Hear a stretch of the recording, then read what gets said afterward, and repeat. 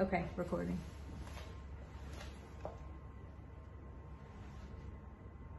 Good morning, I'm Dr. Perlman. What brings you to the GI clinic today?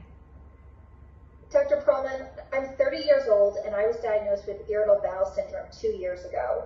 I typically have 2 to 3 loose stools on a daily basis.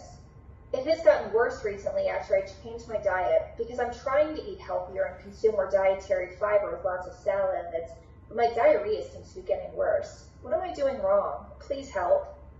Irritable bowel syndrome, also known as IBS, is quite common and affects 10 to 15% of those in North America and is more common in women than men. Now, to have a diagnosis of IBS based on the Rome 4 criteria, you must have at least 2 of the following symptoms: abdominal pain related to defecation or bowel movements, a change in stool frequency, and/or a change in stool appearance at least 1 day per week for the past 3 months. Now, after reviewing your medical record, it looks like the basic appropriate workup has already been completed and luckily was all normal. Now, the workup included a stool test called fecal calprotectin, which is a marker of intestinal inflammation, some blood work to screen for celiac disease, and Giardia parasite, and your thyroid. Now, if you have any of these alarm symptoms that I'm going to ask you, then I would recommend further workup. So I'm going to ask you a bunch of questions, and I'd like to know if you've experienced any of these symptoms. Have you had any rectal bleeding or black stools? No. Have you had any diarrhea that wakes you up in the middle of the night? No.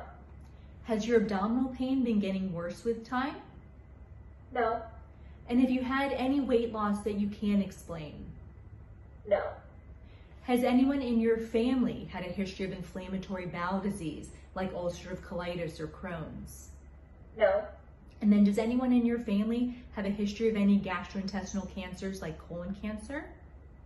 No. So that's all very reassuring. Because your previous workup was all completely normal and you don't have any of these alarm symptoms, let's focus on some nutritional changes that should help you with your diarrhea.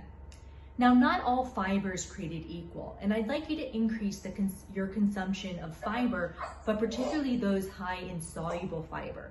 Soluble fiber helps bulk up the stool and slows down the digestive tract, so it can really help you with the diarrhea. Now, timing of liquids is also very important, and I recommend that you drink the majority of your liquids in between meals and only drink sips with your solid food.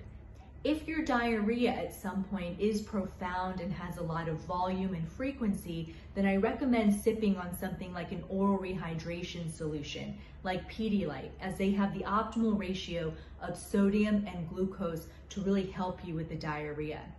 If you end up consuming liquids that are way too high in sugar or too high in salt, or just plain water, then sometimes excessive intake of those types of liquids can actually worsen your diarrhea.